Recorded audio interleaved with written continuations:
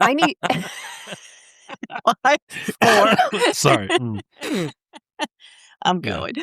I need to tell you about the summer of 1978. My grandmother's kitchen in July, which is the single hottest place a human being can voluntarily enter. And she's making a Jell-O mold, not just regular Jell-O mold, right? A lime green thing with carrots suspended in it and a layer of cream Oh. cheese floating in the center like a terrible, terrible secret. And she's going to serve this thing at Sunday dinner as a vegetable. As vegetable. It's a flavor hate crime. It is. It's objectively a hate crime. And I was 10 years old and I couldn't do anything about it. There's a picture of me eating it, I swear to you, where I look like I'm being tortured, absolutely tortured. But here's the thing. Here's what I remember most clearly. I was completely transfixed by the process. She had this, copper mold, shaped like a fish, and she poured this bright electric green hot liquid into it. And then she put it in the fridge, and then for a while it just sat there, and then something crazy happened. Something that was liquid became something that was not liquid. I mean, it wasn't really solid, but it also was not liquid. It's held its shape, and it wobbled when she unmolded it, and it was somehow both a solid and completely philosophically not a solid. And I remember standing there in that July kitchen thinking, oh my, how does this work? How does this work? Okay, for the record, carrots and Jell-O, it's indefensible, right? But you know me, the chemistry underneath is where, all of this gets good. Yeah, I know you. The chemistry, the history, the marketing, the cultural arc, all of it is fascinating because Jell-O is not just a weird 50s relic or a hospital tray staple or a fraternity party delivery mechanism for cheap vodka. I mean, it is, but it's not, right? It's one of the most interesting food technology stories in American history. And today, we're getting into all of it. Right into the biomaterials. This is on brand for us. Yeah, this is absolutely on brand. I'm Renee. And I'm Marc. And this is the Nostalgic Nerds Podcast. Hold my shape in the chill. Sit in the dark, sitting still. Firm on the shelf, sealed in sound. Cold is the thing, keeps me around. Okay, before we get to Jell-O the brand, I want to make an argument that gelatin, the thing that Jell-O's made of, and the underlying technology is one of the most underappreciated food innovations in human history, and I will fight you on this. Yeah, okay. Well, I think we're going to fight. All right. So gelatin is ancient, right? We're talking about a technology that predates writing in meaningful ways because as long as humans have been boiling animal bones and connective tissue over fire, that's right, someone has noticed that the liquid left behind does something strange when it cools. It thickens, it sets, and it holds a shape. And medieval cooks absolutely knew this and built an entire tradition around it. If you look at European feast tables in the 14th and 15th century, I mean, my God, Henry VIII loved this, right? His cooks would boil the bones of tons and tons of pigs. Now think about this, right? Because it would have to be a lot of pig bones you boiled and knuckles and everything else for you to get enough gelatin to put a bunch of lamb legs in it. And then they would bring that out to the table and pretend like it was going to fall over. And whoever the guest would be like, oh my God, it's going to fall. Like, oh, it didn't fall. And he'd stick his hand in it. He'd pull out a lamb leg and eat it and laugh. That was Henry VIII. Anyhow, they knew this, right? They knew it. And you can see these elaborate molded savory jellies, decorated, layered, multicolored, showing off the wealth of the household. Because remember, it took a lot of pigs, and pigs aren't cheap. Yeah, it's the aspic tradition, which is kind of a word that makes modern people, let's say recoil and probably make a comeback just for the chaos of it. Aspic is merely the savory application of the same technology, and I think it deserves better than the contempt you're giving it, because the key thing of this is before refrigeration, before industrialization, Making a perfect gelatin mold was genuinely hard. You're boiling calves' feet, you're skimming, you're clarifying the liquid through a cloth, you're flavoring, you're managing the set. This all day project requiring skill and label and usually like a staff of people. So a beautifully molded jelly at a dinner party is not just food, it was a declaration of wealth. It was saying, I have people whose entire job it is to spend a day doing just this. Yeah. We've talked about class, sort of displays of wealth, right? Gelatin Right. is class theater here. Yes, it's pure class theater, which means when industrialization comes along and starts asking, what if we did the disgusting right. extraction part in a factory and sold people just the powder? You're not just inventing a convenience food, you're democratizing a status symbol, just like we did with nail polish. Right. It was saying, right? I have people, it's like, you're democratizing the status symbol, and it's a very, very different thing. Yeah. Okay. And so we're going to get to Peter Cooper in 1845. Peter Cooper in 1845. And Peter Cooper is a fascinating figure to attach to this story because he primarily is known for completely different things. He built the Tom Thumb locomotive. He founded Cooper Union, the free engineering school in New York that still exists today. He ran for president. He is a significant person in American industrial history.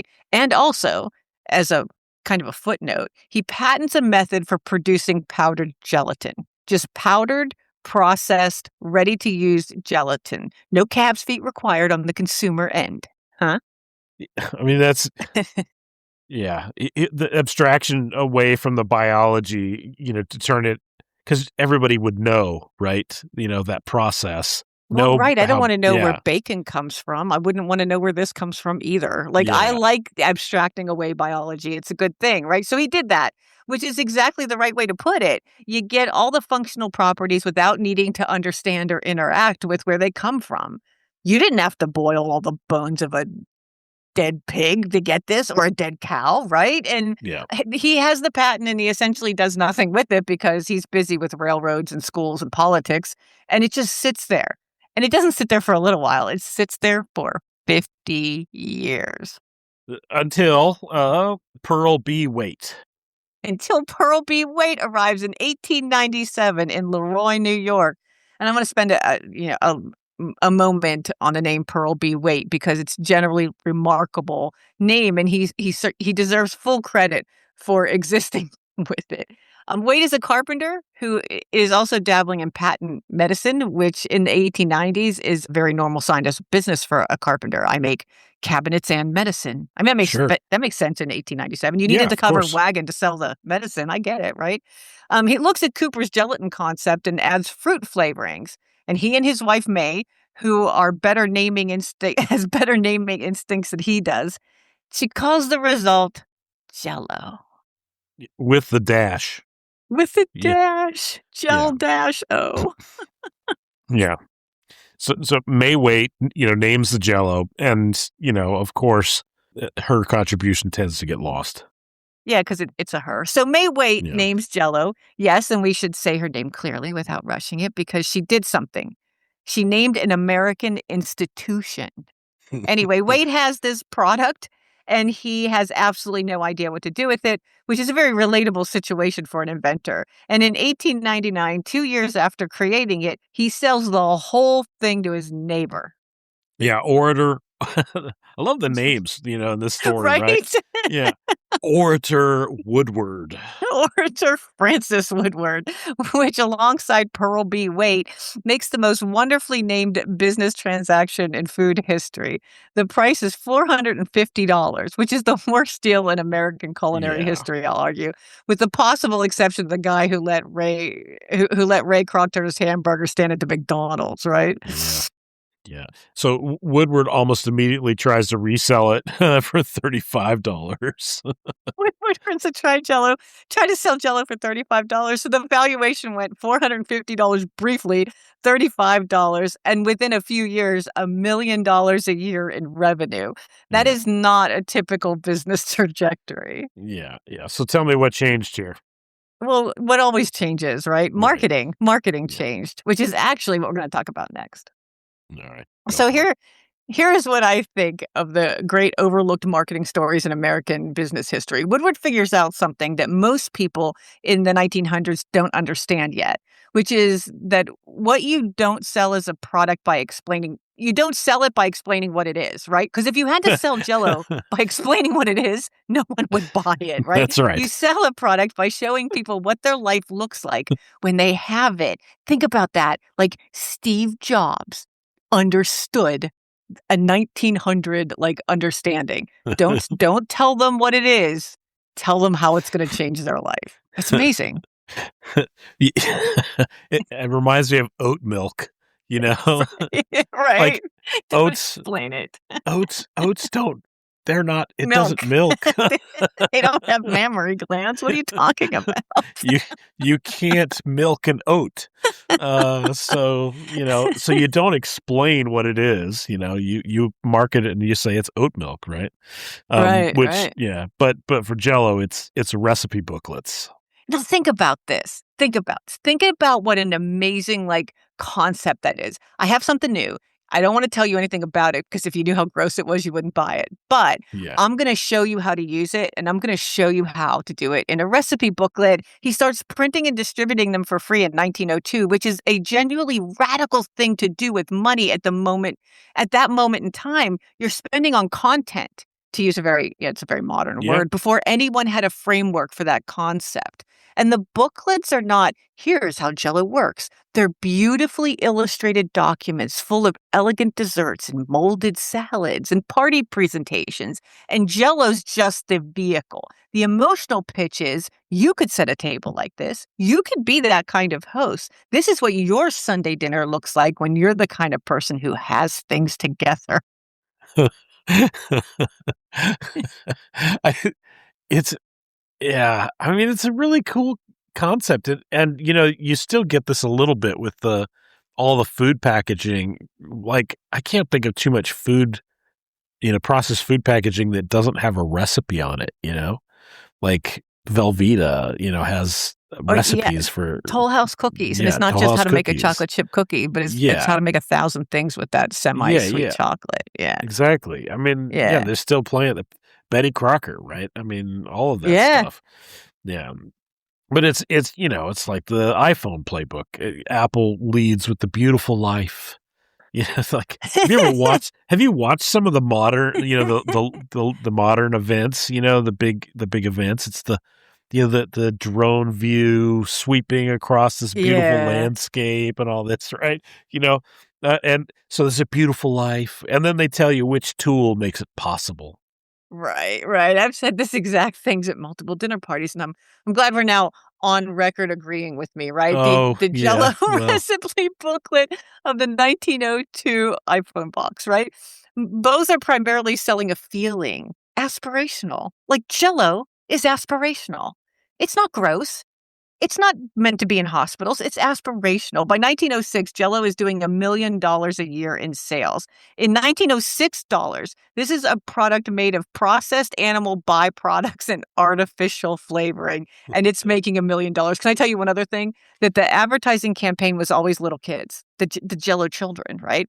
And there were Right. there were a bunch of different ads, right? But and so one's a little girl, one's a little boy, but they're Right. all like 2 years and under. Because if you were 12, you were working in a factory in 1902. You didn't have time to stay home and make Right. Jell-O, right?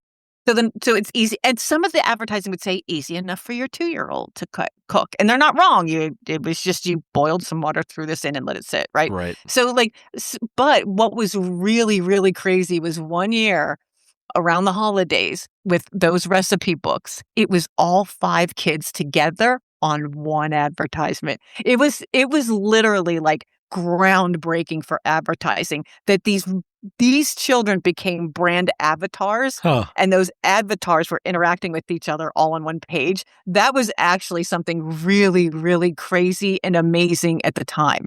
Huh. Crazy. Interesting. Yeah. Yeah. Well, yeah, I'm thinking back to because I had a cousin that loved the Coke advertising, and it was always especially in the early 1900s, right? It was the lady right? The classic, kind Oh, of, yeah. but that's it. She didn't interact with anyone, right? It wasn't until much later that you had interaction between like Coke and Yeah. Santa, or, Coke and, the polar bears or whatever. But, Yeah. the early stuff, it was always sort of an iconic image, but not, brand icon interaction. Is kind of interesting. I hadn't really thought about that. So Yeah, it's good. It was good. That Jell-O did it back in 1902, and it was groundbreaking for people who followed the brand, right? It was like, oh, look they're all on the same page.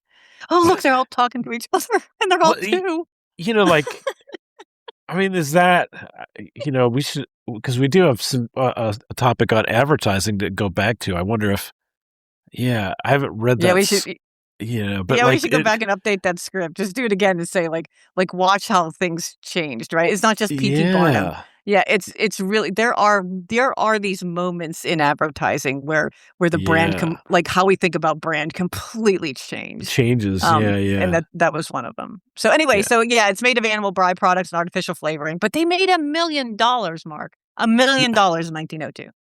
That's a lot. That's a lot. So, Yeah.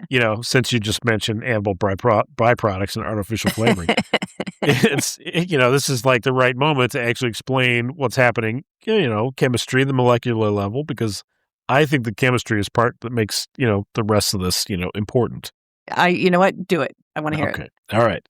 So gelatin comes from collagen. Those you can buy it at the vitamin store now, which is the most abundant protein in animal bodies. It's in skin, it's in bone, it's in tendons, and all the connective tissue. And collagen has a very specific and, pretty beautiful molecular architecture, the triple helix. So, the triple helix. Helix. Yeah. The 3 protein chains wound tightly around each other, which gives it, this kind of really enormous structural strength. And that's why tendons can handle the forces, they handle. This is the part that, I kind of, like, because I'm a vegetarian, and gelatin is the ingredient that got, kind of past me for years, even before I was vegetarian. So you learn to read the labels, because my kids and, my wife are all vegetarian. So you read it, and gelatin doesn't, it doesn't like pop up, right? It's just there. Like it's not an obvious ingredient. It's in sweets and in yogurts. Like and our discovery of gelatin was kind of this like gradual process, learning what it all showed up in. Like first it was gummy candy, and then it was something else, and then it was yogurt. And he's like, yogurt? What the heck, man? It's yogurt. That's why it's so like weird and it's not runny. Squishy. Yeah, exactly. Yeah. Yeah. And, so once you understand what it was, the whole category of that stuff changes, right? So now, because I'm a vegetarian and the kids are vegetarian, we're all vegetarian, a whole family avoids it. And, we kind of, this rule, right? If it has a specific sort of gelish bounce, right? Assume gelatin unless proven otherwise. In the UK, that pretty much the whole gummy candy aisle, like Haribo's and stuff like that, there are a bunch of vegetarian gummies, and they exist. You kind of learn which ones are which, and where you can buy them and all that. There's these ones that are, and they probably aren't as good, right? They're not as good. No, they're good. They're good. Shut up. They're good. There's these ones that they're called Straubs, and they're like strawberry ones. And then if you go to Marks and Spencer has a whole line of vegetarian gummies, and they have Colin the Caterpillar and Percy the Pig, because you want to have Percy the Pig as a vegetarian, gummy, not as the thing that you're actually eating the pig. So, yeah. Anyways, but you kind of learn to live around that stuff. So, which is remarkable when you think about what those protein chains actually are. They're just long sequences of amino acids following a particular pattern. The specific pattern produces this winding geometry, right? Yeah. And so that sequence, it really matters. So the collagen is heavily weighted toward glycine, proline, and hydroxyproline in a repeating motif that locks in the helical structure. And when you boil the collagen, you add just enough energy to break the helical bonds. The triple helix unravels, and the 3 chains separate and denature and that means that they lose their specific folded structure. And what you have now is the solution of kind of long, floppy protein chains, and that's your actual dissolved gelatin. Oh, it's scrambled structure. Ew. Scrambled structure. But this is where it gets kind of cool, right? So cool. When you cool the solution down, the chains start to reassociate, not back into the perfect original triple helix, that process, that window's closed. But they find each other at points and form junctions, that sort of a partial helical segments. And the junctions become the nodes of a three-dimensional network. And the chains bridge and they tangle and then they connect. That's when you get it as a physical gel. So it becomes an imperfect structure, but it's functional. Yeah, right. The structure is imperfect but functional. And that's a cool description, to get a lot of the sort of, successful technologies. And the key thing here is that the network, what it does to water. A standard box of Jell-O, when prepared, is about 98% water. The protein is 2%, but the 2% protein organized into this mesh is enough to give the whole mass the mechanical properties of not quite solid, the like non-Newtonian, I got 98% water. Jell-O's barely food.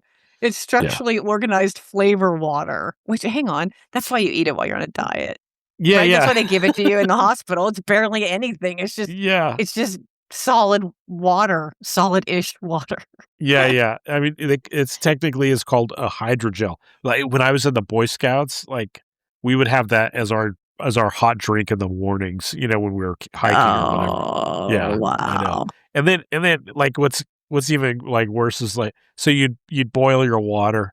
You'd pour your pack of Jell-O and you eat it out of a metal cup, or drink it out. You drink it out of aluminum metal cup, so you get the metal taste too. And then, yeah, exactly. And then because it's cold out and it's, you're drinking it and then you're pulling the heat away because you're drinking it, it starts to solidify, on the surface of the metal. Yeah. Yeah, anyways. Wait, why did you do that? Just because it would fill it? Like, what would happen to it after you drank it? Did it make you feel full? Like, what is the point of any of that? I know, it's because, you're whatever, a 10 or 11 or 12-year-old kid or whatever, so that they're not cooking up coffee, I see. Okay, so it was just, okay. Yeah, but Tang, too, hot Tang. Yeah. Oh, that's nasty. Quit talking to me. Like, that's nasty. Like, I would have to put my Tang in a blender with ice before I would eat it. Like, no. Tang. Hot Tang. Hot Tang. When I was a kid, I loved Tang. I loved that stuff. Yeah. Tang and moonshine is good. I'll give you that. Like, just like that's good, but I don't know about the rest of it. Yeah. Yeah, we should talk about a whole class of processed foods, Right? Yeah. Spam. Right, we'll do spam next. Oh no. Go ahead. I can't do spam. Talk about gelatin, man. That right? Gross, slimy stuff. I think it totally is gelatin. Anyways, but technically, gelatin or Jell-O is this hydrogel. The protein network is trapping water molecules and constraining their movement, but not rigid like ice, right? So the network itself flexes, which is the wobble. As I'm saying the word wobble, I'm my head is wobbling back and forth here. The wobble is the hydrogel doing exactly what it's supposed to do. The wobble is a feature. And that's real. I feel strongly this is really underappreciated. Like, that's the point. The wobble is the point of it all. Completely unappreciated. You're absolutely right. For Jell-O, the wobble is the feature, right? But there's also a bit of a temperature behavior, and that matters a lot too. So the gel to sort of sol transition temperature for Jell-O, the point at which the network breaks down and it becomes liquid again is around 35 degrees Celsius. So, in freedom units, somewhere around the mid 80s to mid 90s. Which is below, right below body temperature. That's why it melts on your tongue. When you eat it and it just melts in your mouth, it's because you're That's right. 98.6 degrees and you're tearing that network down and swallowing it. Yep, exactly. That's why it melts on your tongue. So the warmth of your mouth is just enough to locally dissolve the protein, and then it releases the water, which is what gives Jell-O that kind of very specific sensation that nothing else sort of replicates. It's solid that your body temperature turns into a liquid in real time. It's like there's no other processed food that does that. Right? It's actually pretty extraordinary. I mean, I've eaten Jell-O 100 times. I have it in the cupboard right now. I think I might make it when we're done. And I did not consciously understand that I was dissolving a protein network with my mouth. Like, you know what I mean? With my own body heat. Like, that's crazy. Like, I am Yeah, deconstructing a network that was made by creating heat in the first place, right? Like, that's right. pretty rad. It's rad. It is pretty cool. I mean, the chemistry is pretty neat. So, of course, because, the youngest asked about, recording and stuff. So I told her, doing Jell-O. And, and, but she didn't understand that the brand Jell-O and the Jell-O gelatin, were two different things. And she's like, "Well, I used to eat Jell-O." I'm like, "No, you didn't." No, you didn't. And she was like, "Yeah, we did with the little glass cups," and she was thinking about the pudding, the Oh, Jell-O yeah, brand yeah, pudding, yeah. So Yeah. yeah. But anyways, but thinking about that chemical process, like people don't think about it. Most people haven't thought about it. The other practical consequence of the transition temperature is that Jell-O can be remelted and then reset. So if your Jell-O gets too warm and liquefies, you can refrigerate it again and it sets again. The network will reform. You haven't ruined it. Well, not exactly. So wait a minute. So like, if you made lime Jell-O with, let's say, carrots and a shrimp, and you're like, gee, no one ate it, Ooh, I could melt it down, take the carrots and shrimp out, and then return it into a dessert, and no one would know the like, difference. well, like I Yeah, see, guess. I could have saved a lot of Jell-O. Like, that's crazy. That is a loss I'm gonna sit with because I could have made something really gross and then just saved it for dessert, right? I'm not, I don't know. The flavoring and coloring system is, it's kind of own piece of food chemistry and, worth mentioning though. So getting the fruit flavor, and it comes in such wonderful colors. Um, Right. Yeah, that's not killing us for sure. Getting the fruit flavor stable in a dry powder form in 1902 without, the modern toolkit of encapsulation technology it's like a pretty significant formulation problem. Flavor compounds are, often volatile. They escape, they degrade.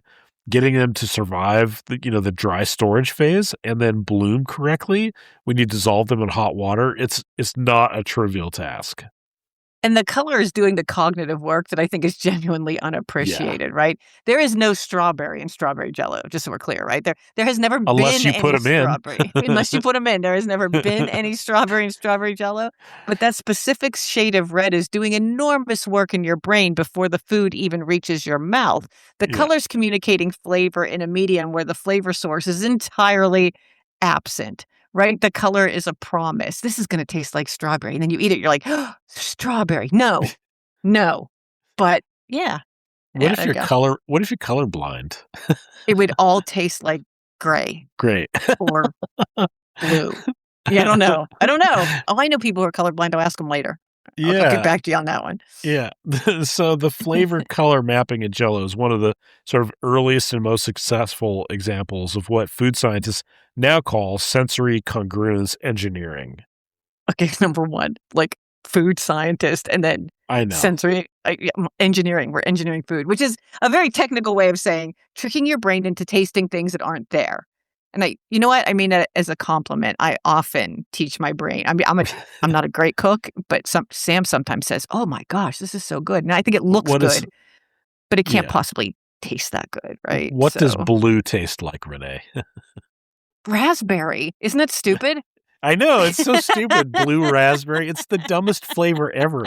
And we have so much blue food. And I mean, it Yeah, and it all doesn't, tastes like raspberry. no, it does not taste like raspberry. Maybe because raspberry is so unappealing as a color. It's like kind of bloody red. Like raspberry is a gross color. I could see why you would say, "Hey, blue's better for that." Plus, little kid candy, like all of it is weird like that, right? It's blue and I it's bright green and it's I bright yellow and it's I yeah. wonder if the blue thing came from a flavor side or a coloring side. Like, because red dyes have a whole negative history, right? And Right. there's all sorts of issues with red dyes, and I wonder if blue dyes were easier to do. And so some food scientist was like, oh, we've got to do blue. What's the flavor of blue? Raspberry. I'm gonna have to look Yeah. that up now. I'm gonna have to look it I up. guess you could make blue any flavor you wanted, right? I mean, Well, yeah, during like Halloween, you can get like purple ketchup. Like yeah, yeah, yeah, yeah. I don't know what that's. I don't know why. Like that's That's dumb. why. Yeah, I know. yeah, Plus, it's so weird. It's purple. It should be grapey tasting, but it's just ketchup. Like, yeah, I don't. That thing where your brain is expecting one thing, but your taste yeah, buds are like kind of adapting to that's actually a thing. Wow. yeah, Okay. All right. yeah. Well, if you thought that was weird, here's where it gets really weird. We need to talk about the mold era because this is where Jell-O stops being a product and starts being a cultural pathology. I'm not. Yeah, yeah, exactly. Pathology is not Right. too strong a word. Thank you. I was born in 1968, which means I have a lived memory of the tail end of this period. And I can tell you from, direct personal experience that the American relationship with Jell-O in the 20th century decided you could put anything inside of Jell-O.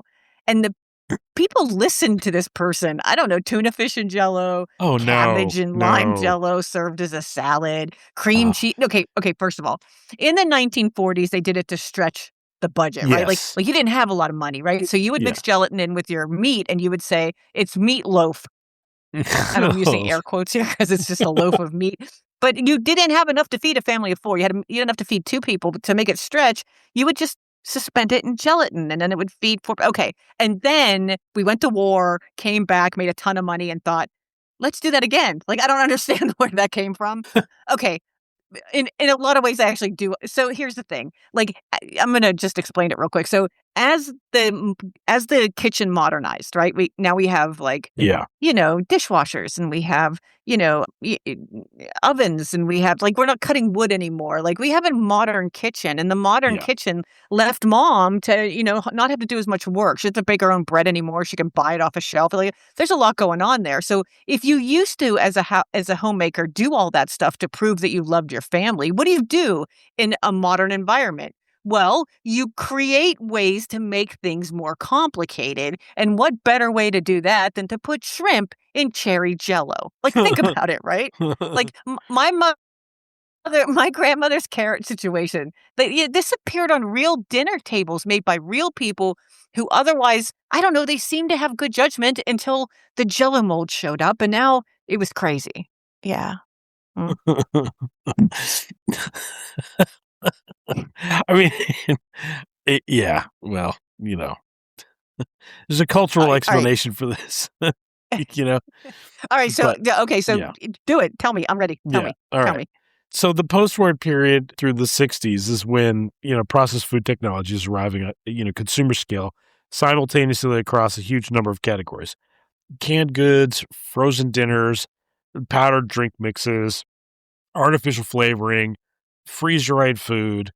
There's all this general, kind of consensus being manufactured, mostly through women's magazines and corporate advertising. The modern food science is progress, essentially, and that's how it's marketed. And using these products creatively is a form of domestic sophistication. So the Jell-O mold is not, seen as laziness; it's packaged as innovation.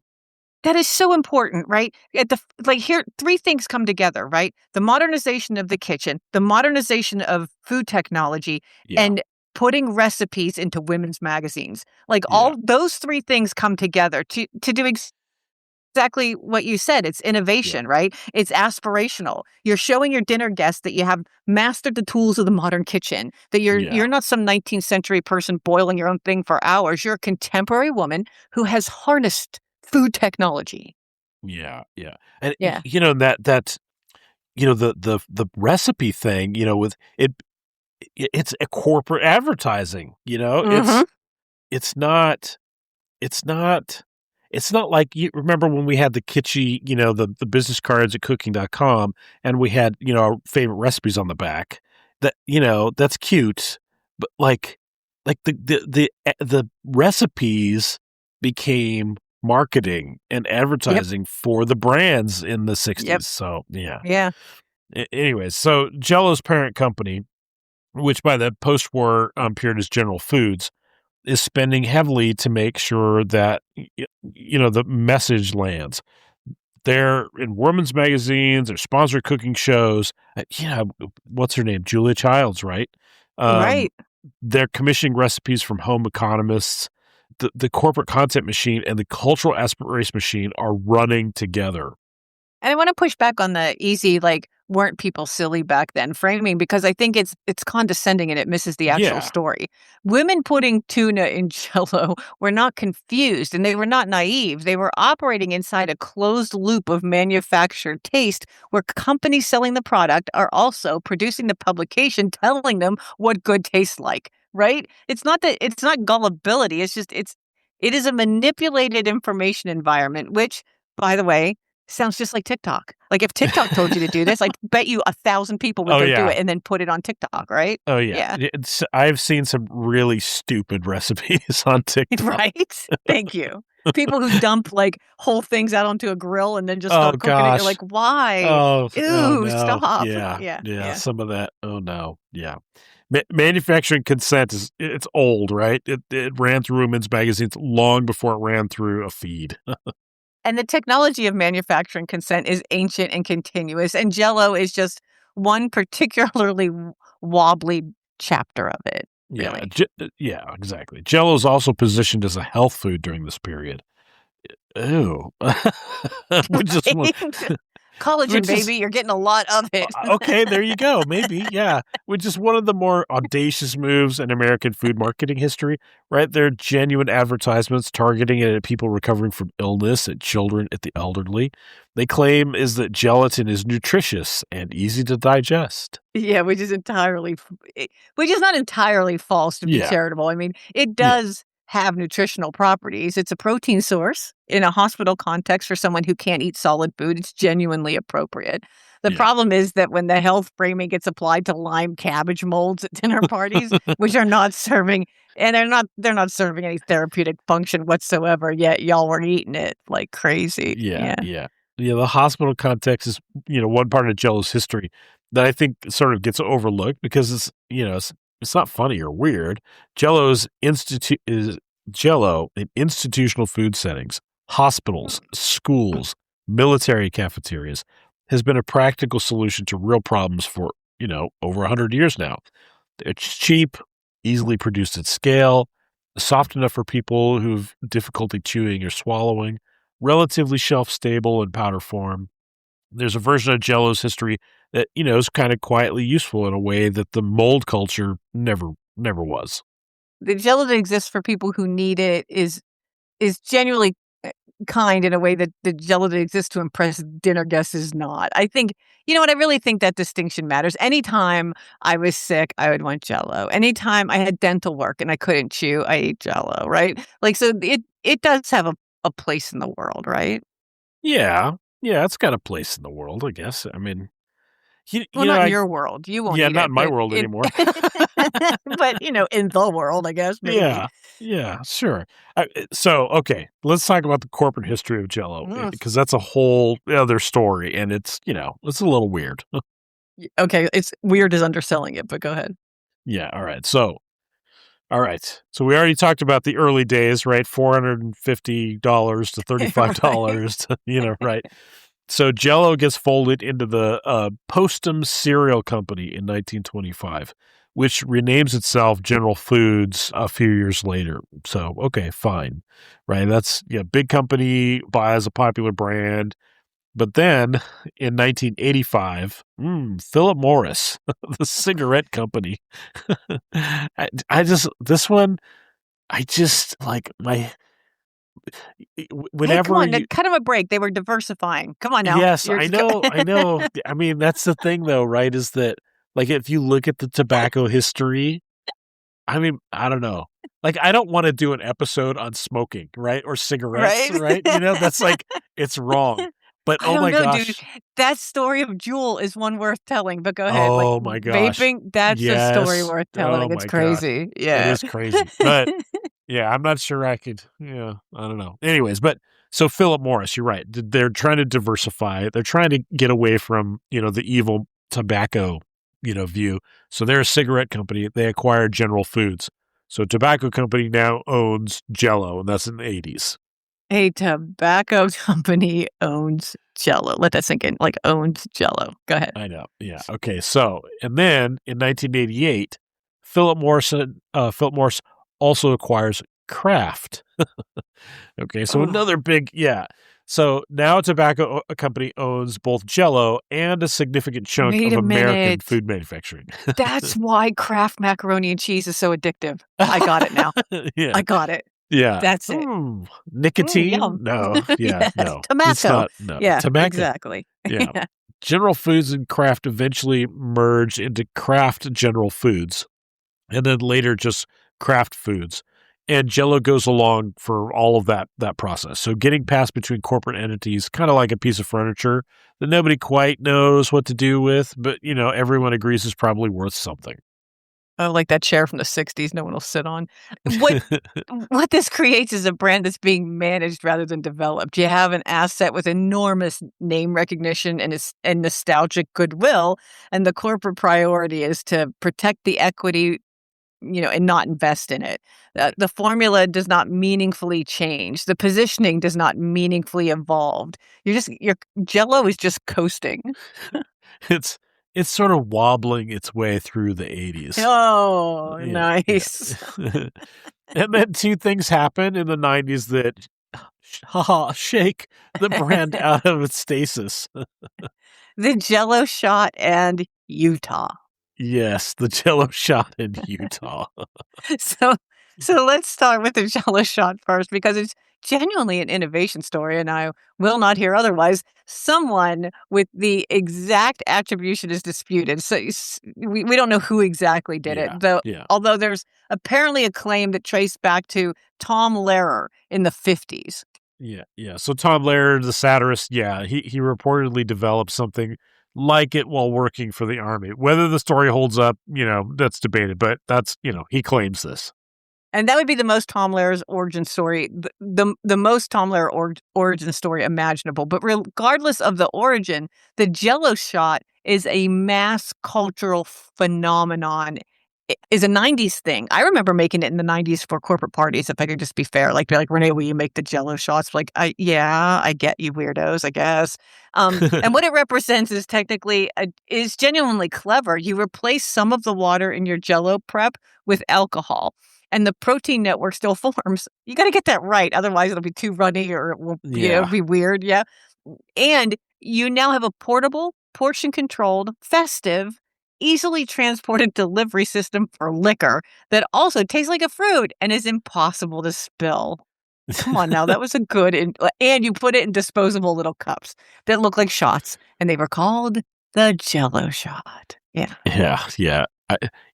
Because I don't drink. I've never done this. So, right. But, right. I know how the chemistry works here, right? So the ethanol does affect the gel structure. Higher concentrations of alcohol, they interfere with the protein network forming correctly, which is why there's a practical upper limit on how much vodka you can put in the Jell-O shot before, it won't actually set. So even the Jell-O shot has a technical constraint that you have to understand and work within. I love this stuff. I actually enjoyed making it, to be honest with you, but you would have to eat a lot of it to get drunk, like a lot of Jell-O shots to get drunk. Yeah, so roughly an ounce of high-proof alcohol per 3-ounce packet is about the limit. So a 3-ounce packet, I don't know how much water, I should have looked it up, but, so it's quite a lot, that makes, a bowl of Jell-O. Right. Many cups, right? And then you're throwing in 1 ounce of, I mean, even if it was moonshine, seriously, I still, you have to drink a lot of it. The more important thing culturally is what the Jell-O shot represents for the brand. It takes Jell-O completely out of the domestic, feminine, Sunday dinner context it had lived in for decades and drops it into a completely different world. A college party is not where your grandmother's copper fish mold lives, right? Jell-O acquires a second identity entirely separate from its origin, and it speaks to a completely different generation. And no one had to read about it in Rolling Stone magazine, right? Tom set it all up for us somehow, probably at a frat party, if I'm being fair. Like you go from, petticoats and, aprons Right. to, spiky hair and, college. And drinking off of a ping pong Yeah. table at a party. Yes, that's Yeah, exactly what yeah. happened. So the brand fractures across the demographics, and it's kind of actually hard to manage. Which brings us to Utah, and I want to be straightforward here. The Utah chapter, it's one of my favorite pieces of Jell-O history because it's both very funny on the surface and actually quite interesting underneath. Utah had, for a period in the late 90s to the early 2000s, the highest per capita Jell-O consumption in the United States by a significant margin. There was a state snack designation movement. There was licensed branding. Yeah. Utah. Yeah. Yeah, the working theory. My dad even had there was, what was it? Oh, it was when the Olympics were hosted in Salt Lake. They had they had pins and stuff, and they had one of the pins was the green Jell-O thing. Yeah, yeah, That's rad.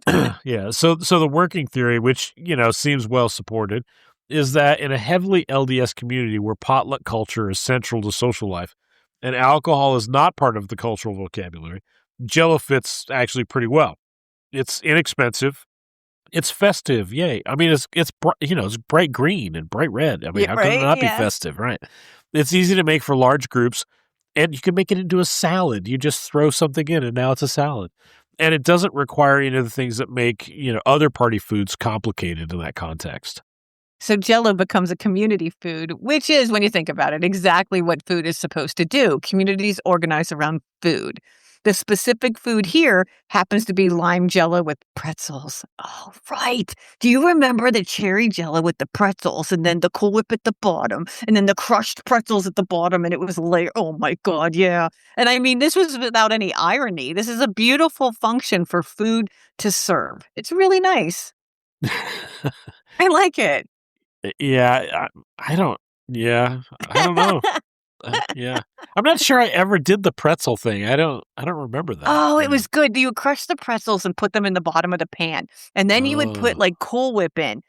And then you would Oh, you would man. yeah, and then it was the Yeah. Jell-O, right? So I Yeah, think what yeah, you did yeah. was the Jell-O first and then the Cool Whip and then you put the Yeah. pretzels on and then you flipped it over and it Right. looked layered, right? Yeah. And it was almost like a lemon bar or something, but it was cherry and it was pretzels. And the pretzels were like the crust. Oh, it was so good.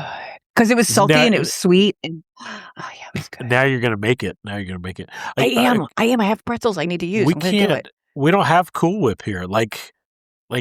It's no Cool Whip here. It makes me sad. Well, that's lame. Well, you I can do know. heavy cream. You just whip that up. Yeah, it doesn't quite work the same. No, there's because you this- can't freeze it, right? Cool Whip you Yeah. can freeze. Yeah. So Yeah. okay, so side thing here, like the one gelatin exception that we made as a family was this one pie that we made called grasshopper pie, and it's just a tiny little bit, but it's just enough for it to set up. But basically, you take the creme de menthe and Cool Whip and a little bit of gelatin, and you mix it together, and then you pour it into the Into the pie crust. into pie crust, and I think I had egg yolk or something too, because it's kind of like a custard.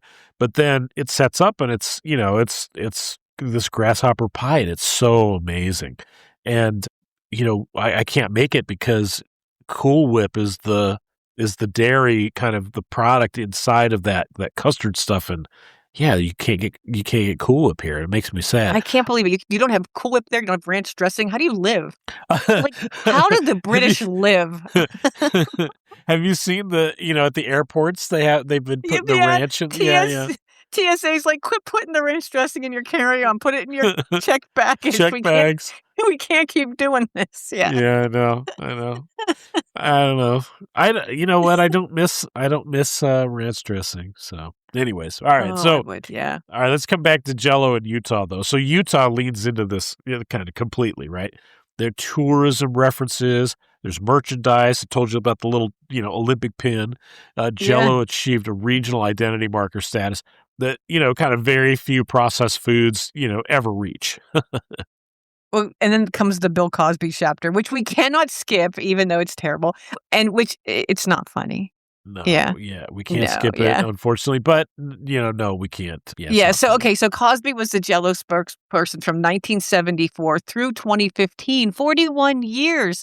And for much of that period, particularly through the Puddin' Pops era Yeah. and the children's advertising, he was the face of the brand in a way that was basically inseparable from the product itself. An entire generation cannot think about Jell-O without thinking about him.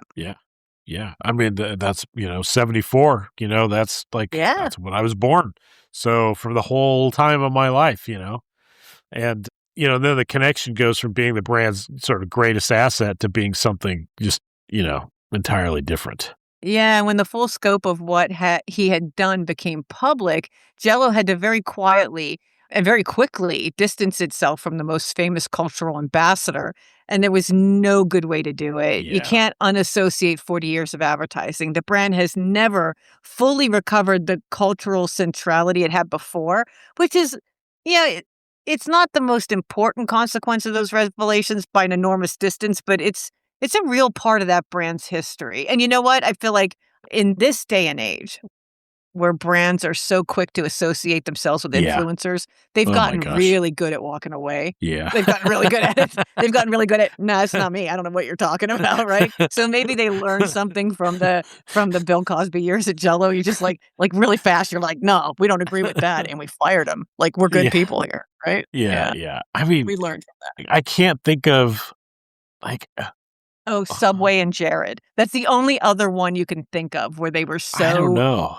they were Yeah. so entwined. Like Jared, the guy who lost the weight, who was the brand ambassador, and for 10 years he Yeah. did that, and now he's in jail, right, for doing horrible things. And so, like, yeah, I feel like that's another one where Subway goes all in on this guy, and this guy turns out to be a horrible Yeah. human being.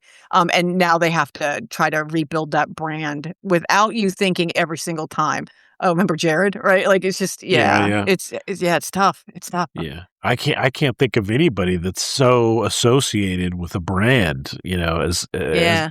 than Cosby was. I mean, 40 years. That's a long for time. 40 right? years. I mean, the commercials, I still remember those commercials, him and the kids. And Yeah, like my pudding pop. Like, I like don't know. him making the funny faces and all of that and stuff. the kids It's just- laughing. Yeah. it's like, Weird. It is weird. And Yeah. like he was the central figure, like almost to the point where the Jell-O was the side, it wasn't, Right. Right. Like, Yeah. like he was Jell-O, right? Like, Yeah, that's pretty exactly. crazy, right? Yeah. And at the time, you have to remember, like all through that, he's super popular. His stand-up stuff is super popular. Yeah. The Cosby Show was really Yeah, of popular, set the course. standard for, comedians doing sitcoms. Like, he was really, really, so it made sense that you would tie yourself to him, like kind of make yourself modern that way. But yeah, I hope brand marketers have learned from that. I feel like they have, like now they work with influencers and cut them loose real fast. Yeah. And Agreed. walk away. So anyway, okay, so what do we actually do with all this, right? Because I've been turning it over since we started building this episode. And here's where I land. Okay. All right. Throw it at me. Are you ready? All right. Jell-O is fundamentally a story about what happens when you democratize a status symbol. The original gelatin mold was labor intensive. It was a class marker. Jell-O's entire premise is, what if everyone could have this? It is a genuinely progressive food technology promise, right? Making something accessible that was previously restricted to people with resources and staff. I mean, we've talked about this 1,000 times, right? I know. Like it belongs to the rich until it doesn't. And then the I rich want know. nothing to do with it, right? Yeah. And it's like the aristocrats were all about it. It was going to be everything. It was everything to them. That's how they impressed people. And then when the rest of us have it, it belongs in schools and hospitals, and you poo-poo it and you never talk about it again. So yeah, right? Like I think that's true, and that matters. That Yeah. matters. So to me, the abstraction layer removes the barrier to entry, right? And it hits on what we said at the beginning. The genius of powdered gelatin was abstracting away from the animal, right? You never see the calf's feet. That gets sold as convenience.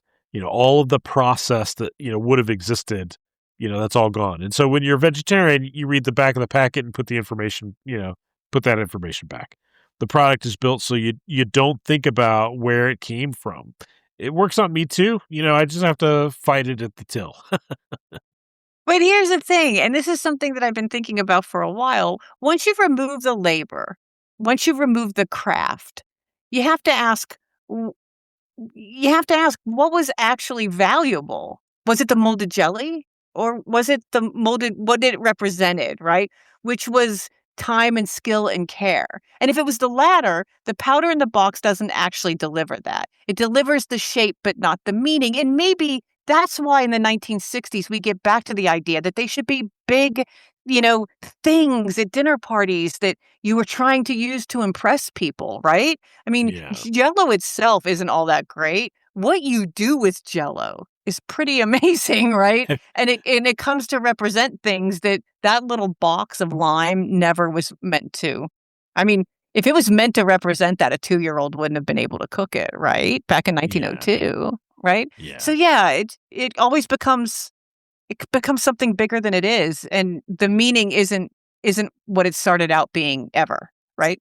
Yeah. I love those, those little videos and stuff of the ladies that make their layered poured fruit, with the gelatin, and they, it's the reveal, Parfait. Yeah. Yeah, Oh the my gosh. Sam always talks about the parfait. He's like, it came in 3 things, and you would set the cups into the refrigerator sideways, so the parfait went sideways. Right. And then Yeah. when you set it up right, it was this really beautiful, like, yes, right? Oh, Yeah, I man, mean, it they're was just always bigger than it actually was. man, Yeah. the I just love they're so colorful, and they're arranged perfectly, and they're layered and structured, and you have just yeah, and to me the whole thing is like it when they flip the mold over, and they slowly lift it off, it's the reveal, and it's this beautiful piece of structured food. It's not cooked, well, it's cooked obviously, but it's structured, it's engineered, and all of that effort, that's the load bearing part. Yeah, the effort was load bearing, and this is a pattern that repeats itself across almost every food technology story, right? Bread makers. You used to spend a lot of time making bread, and now you buy it in a loaf Right. in a bag Yeah. in at Yeah. Costco. You get 2 of them for what you would pay at the store. Instant coffee. Like, instant coffee is a thing. You just put it in water, stir it up, and boom, right? Every convenience food takes a labor-intensive craft and automates it. It's making a trade. You get accessibility. I mean, to do it at home, to make a Twinkie at home, I mean, it takes a lot Oh, of yeah. effort, No. right? Yeah. You lose the meaning of that lived in the difficulty of it all. Like I am not a chef if I open a Twinkie. That's it. That's it in a nutshell. I've lost what made it special, but that was the trade in being able to walk into the pantry and eat a Twinkie, right? Yeah, I mean, a Twinkie is just like it's like the same as that like strawberry shortcake, right? And then just Right. this Yeah. cream squished in the middle. There's, but then a pastry chef that made that would be, it'd be beautiful. It would be Yeah. beautiful and Yeah. unbelievable, and it would taste amazing. Yeah, exactly. But all of that, that sort of decomposition of a process, that it's kind of why the molecular gastronomy movement in the early 2000s is kind of interesting in that context. right? Because what Ferran Adria and Heston Blumenthal and the whole sort of cohort, were doing with gelatin and agar, as they were putting the labor back into it, they were taking the same underlying technology and making it require years of skill to use it correctly. Spherification. It's my favorite thing. Set gels as textural elements in tasting menus, using gelatin in ways that require real understanding of the chemistry. They aren't using Jell-O, obviously, but they are Yeah. using a gelatin. And what they're doing is saying this material is interesting enough to deserve, serious attention again. Whenever they make crazy caviar, right? And then it's not really caviar. It looks like caviar. It looks like Right. roe, I right? know. But when you It's like- taste it, it's like tangerine. Like Yeah. it's crazy. It's crazy. It's good. It's good stuff. They're doing amazing stuff with that. It's also kind of what the craft beer story is about and the artisan bread story, right? There's a whole cycle around that. And there is an absolutely continuous cycle. Technology makes a thing accessible. Accessibility makes it a commodity. The commodity loses meaning. A small group reinstates the difficulty and calls it a craft. And eventually the craft gets commoditized again. Boba.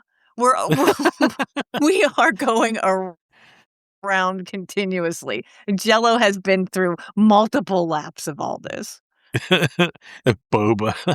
Boba? I mean, all it is tapioca. Like I boba. Ugh. I can't. The kids like that stuff, and I just can't. I can't. You shouldn't have to chew a drink. I'm just going to put it out there. You should not have to chew a drink. That's all I'm going to say. Well, I know with your love of, funky straws that it's gotta be a little bit weird. Right. Yeah. And I don't like things that are, multiple textures. And if I won't eat lettuce and noodles. Like, why? Like, that seems bizarre to me. Well, Yeah.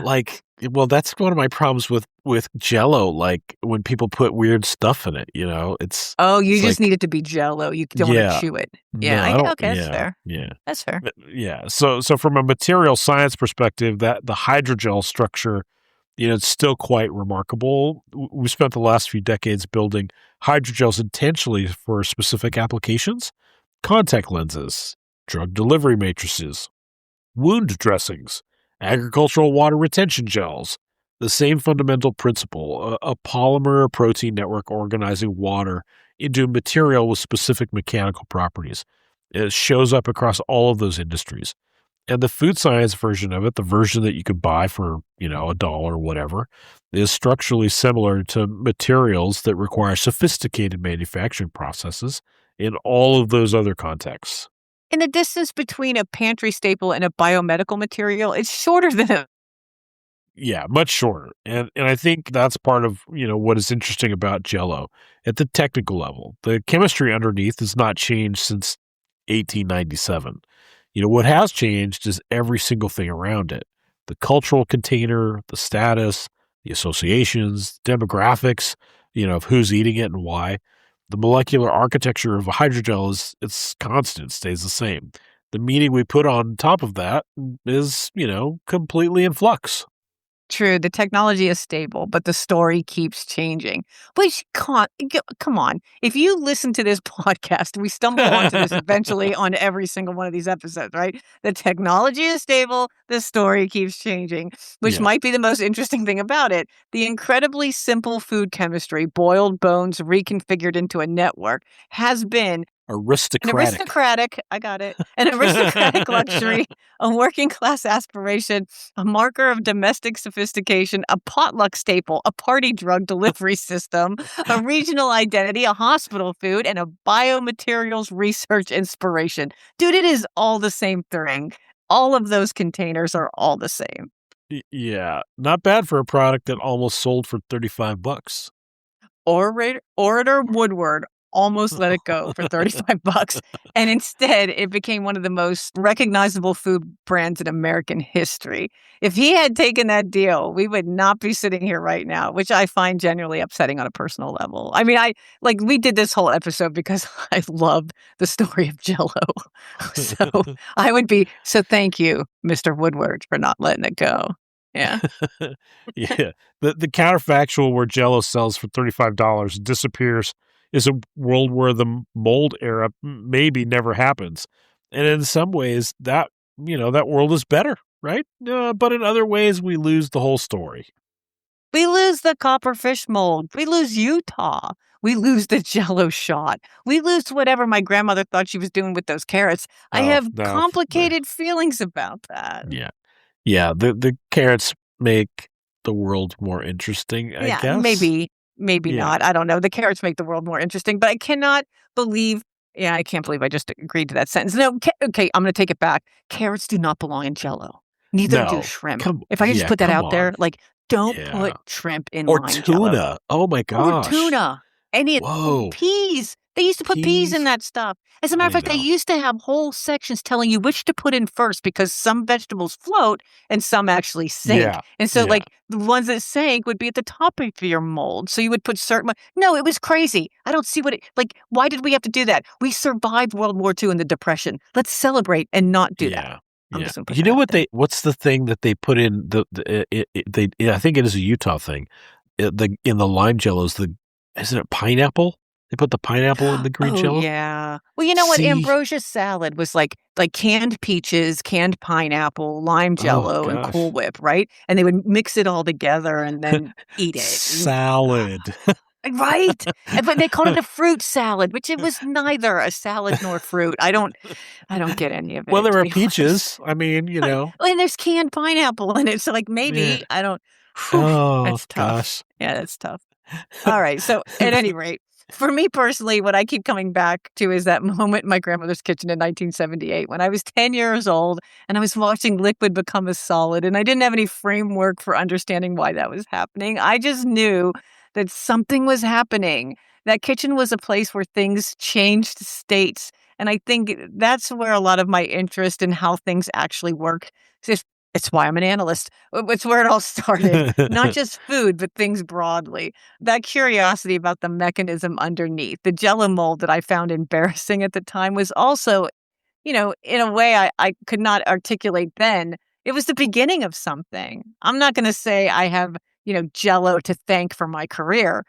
That's taking it a bit too far, but I will say the lime green wobbly fish was present at the beginning, and, and being curious about that, that counts for something. I think so, I yeah. I think my grandmother's Jell-O, the copper Jell-O mold, like, it was prominent in her kitchen from what I remember. Mhm. It was like a decoration, Yeah. So, yeah. For me, it's the hydrogel stuff, itself. Because what I actually find moving about this whole thing is if okay, let me, you permit me for a few seconds here, Yeah, okay. is that the hydrogel is a beautiful material structure, and we encounter hydrogels constantly in modern technology. Contact lenses, wound care, targeted drug delivery, right? Mention all that stuff. Scaffolding for tissue engineering, which is really fascinating. The ability of a sparse protein or polymer network to organize water at scale and produce a material with the specific mechanical properties. It's just one of the most elegant structural solutions that chemistry has produced.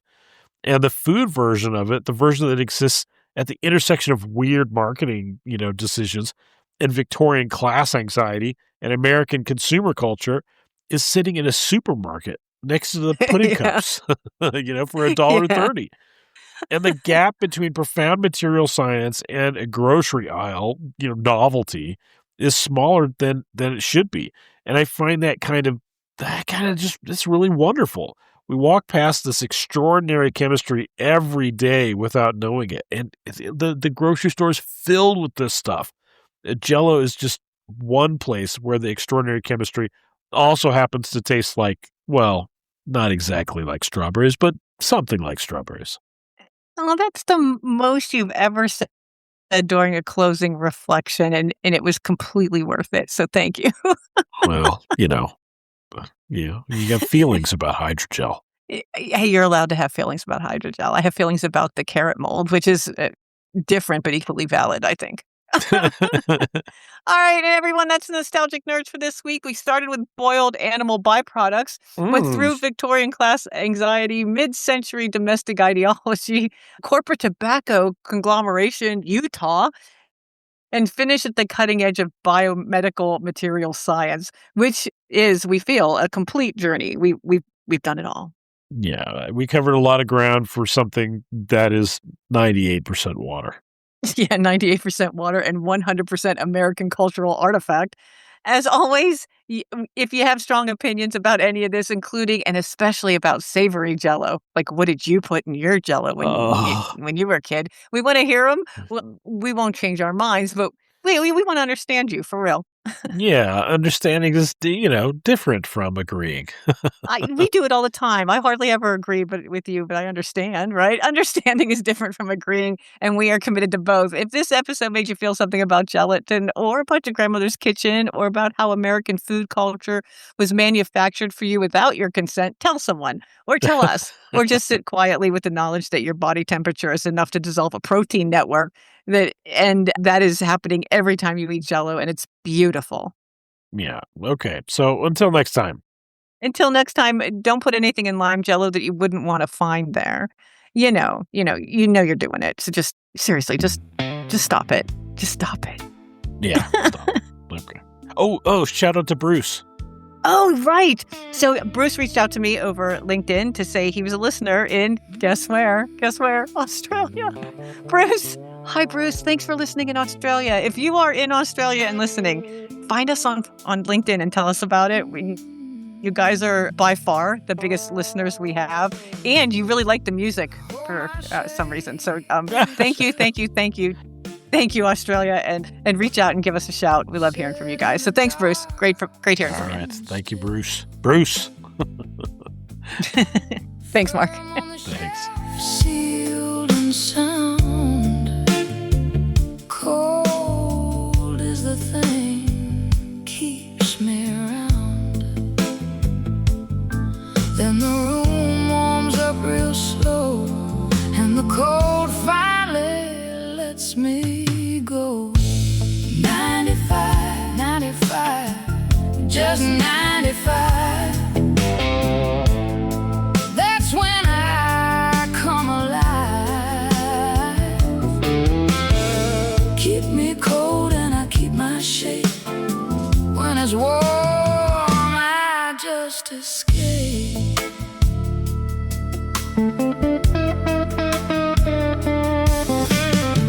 They brought me out into the sun, picnic day, the warm had won. Left too long in open air, ain't nothing holding there. I keep my whole life on ice, steady, careful, cold, precise. Then they left the icebox wide, and now ain't no more me inside. 95, just 95. That's when I come alive. Keep me cold and I keep my shape. When it's warm, I just escape.